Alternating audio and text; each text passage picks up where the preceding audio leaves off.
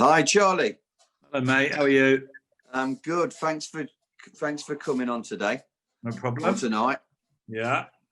Where are you at the minute? At home in Ibiza. Fantastic.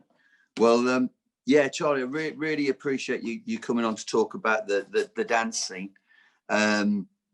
You obviously are really well known in Ibiza. I think, was it originally you went out there in 88, 89? Well, I first came on holiday here in 84 when it was a different place. That was the first time I even got on a plane, actually. I was here for 2 weeks. Don't think I really liked it. Well, I thought the island was amazing, but it was a bit weird.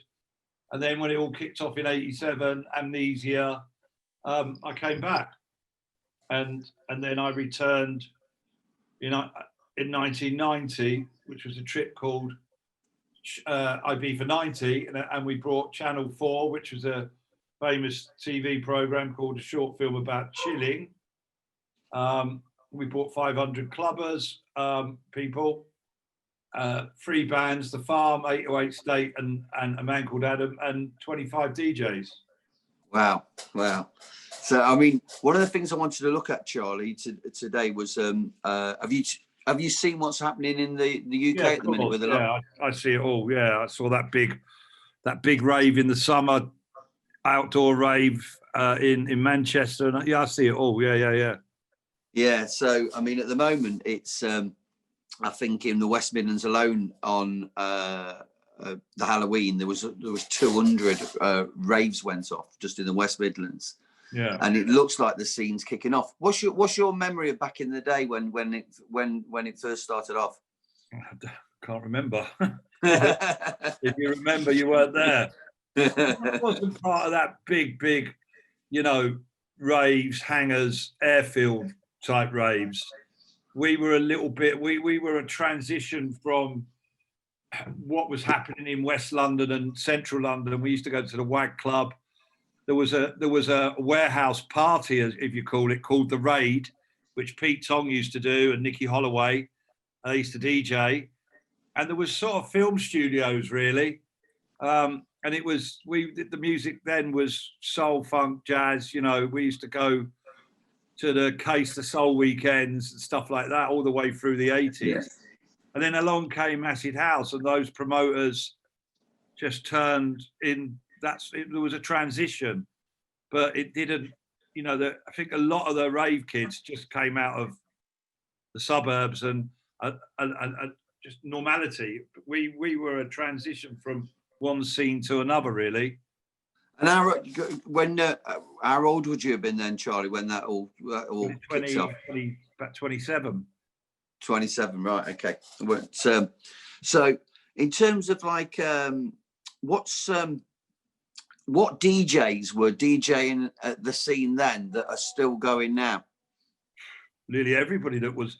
I mean, Paul Oakenfold, I'm talking to him every day on WhatsApp. I've just been talking to Pete Tong's manager this afternoon about stuff we're doing now. Soma, the guys from Ord Mikel and Stuart McMillan are still around. Terry Farley, Pete Heller. There's a lot of the guys have lasted 30 years. Yeah, because I mean, these guys were all DJing at the warehouse scene as well, weren't they? We'd call it a warehouse, but it wasn't the big raves. It was more London vibe, And then of course we started moving around the country. We did Venus in Nottingham, and we went up to the Sub Club in Glasgow.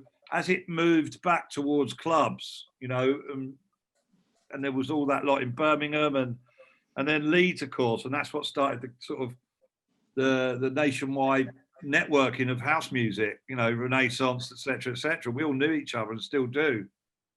Yeah, because obviously, the scene went absolutely huge, didn't it? Huge. Yeah, exactly. I mean, in terms of like the types of crowds that these guys have been pulling in, what sort of crowds were the DJs pulling in the Ibiza guys?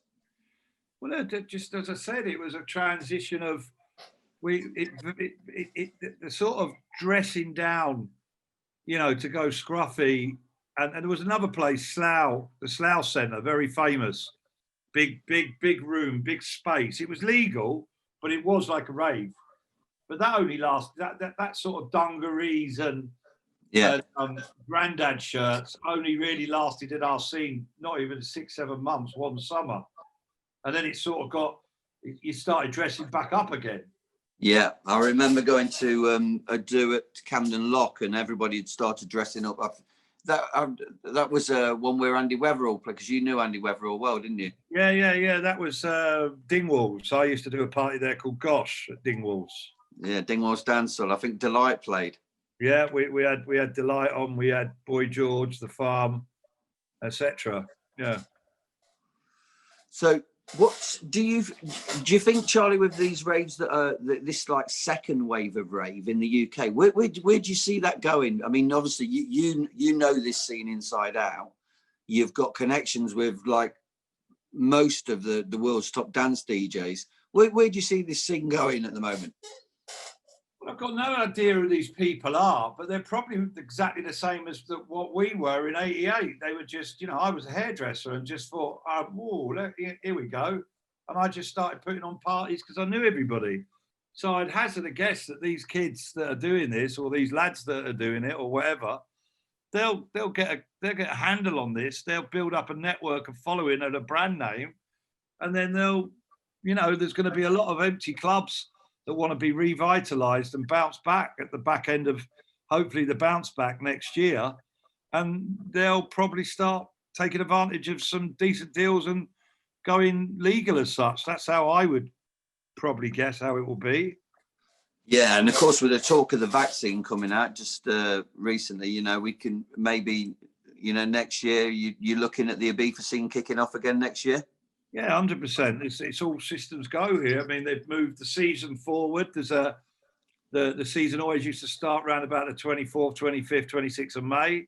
Now there's a big collaboration with a lot of people coming together to put the season to start at the end of April, and it's a co-organised thing called the Ibiza Openings. There's a big travel company behind it. The BPM Festival are here, but also over this Ibiza Openings. Part of it is Duran Duran coming here and playing for 4 nights. It's part of it. It's been a bit diverse. So, I mean, I'm doing a party on the 29th of April, which is a celebration of the 30 years of that trip that was supposed to happen this year, but couldn't because of what's going on. So we're doing a party. So. I'm pretty sure, and the government's talking about testing at the airport. So if you don't test yourself at origin, you don't get the all clear, or you've had a vaccine, they'll be testing people here.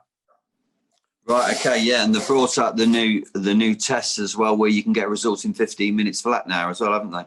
There's a Dutch one predominantly. There's a breathalyzer that's coming out of Singapore. They're going to do a case study at the end of this month I think they're going to move it back a little bit because it's blown up a bit, but there's going to be a club called Apollo in Barcelona that's going to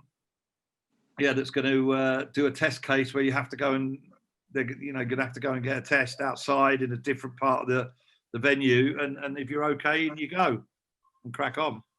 Charlie, just going back to when things started out. So when you started your first events and parties, and what sort of door entry fees were people paying? I've got a clue. I saw that. Tenner. Right. Okay. And yeah, and what sort of what would somebody be looking at now?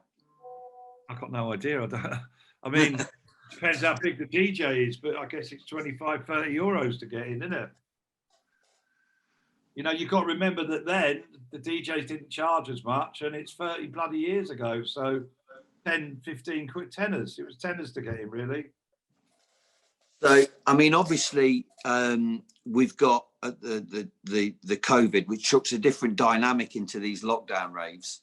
Yeah. Because obviously, again, back in the day, people would be meeting at McDonald's, people be in convoys of cars.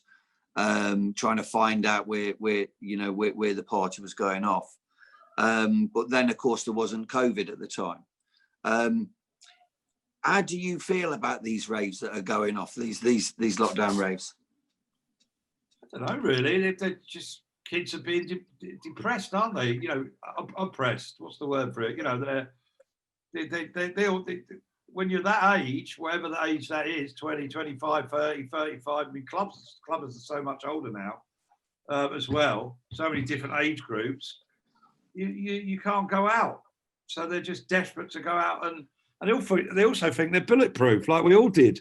They don't think that we thought we were bulletproof then, and they certainly don't think that the COVID applies to them. It probably doesn't right now. They're not getting it, and they're not getting ill, are they, the young uns? So they just want to crack on. Yeah, I mean, it's a really good point, Charlie, because I think, you know, to be hypocritical of guys like us that used to go to the parties and stuff 30 years on to really cast judgment on the kids that are going to these dudes at the moment. They just want to go out and have a good time, don't they? They don't want to get locked down, etc. So, in terms of what you're doing now, then, Charlie, these days, what have you still got? Essential Ibiza. Yeah. What are you doing at the moment? We parked Essential Ibiza because of COVID, because we were selling club tickets, VIP tables, boat parties, etc. Because it's been slaughtered by COVID, and now we've set up a new company which is called My Essential Merchandising, and we are creating shops for print on demand stores and mail order, which has exploded obviously with all the shops being closed. And we're providing these for DJs, clubs, festivals, promoters, and also beach clubs, and even a Hollywood actor who's got his own brand. So still involved with the scene as such, but in a different capacity. Yeah, it's amazing. So that the guys that started out 30 years ago DJing, and now they've got their own e-commerce stores selling branded. Yeah, our main one is Sasha. He's got his own brand called A Last Night on Earth, and he was our first client, and I've known him 30 years. So that's interesting. Cafe Del Mar, I first went there in 1984, and there I am building them a store. Wow. Yeah. So it's quite incredible, the longevity of these guys. I mean, they just kept going. So it's going to be interesting to see if the new DJs that are doing these parties at the minute, whether they're going to keep going for the next 30 years. Well, we'll see. But have you ever known that? Has there ever been a scene that just rocks on, other than rock and roll? You know, that just keeps moving and evolving and splintering. House music has been around 33 years, really. Do you know what I mean? So yeah, before. Yeah, it just keeps reinventing itself, and it's not going away, is it? You know? No, it's not. No, it's not. So, if you had, let me ask you this question, Charlie. If you had a 21-year-old son or daughter, in fact, you may have a 21-year-old son or daughter, I don't know. Yeah. And they were going to be going to one of these unlicensed lockdown raves. What would you say to them? I wouldn't say anything. It's up to them. They'd have to go and enjoy it. I can't tell them. I'd be hypocritical, wouldn't I, as you say?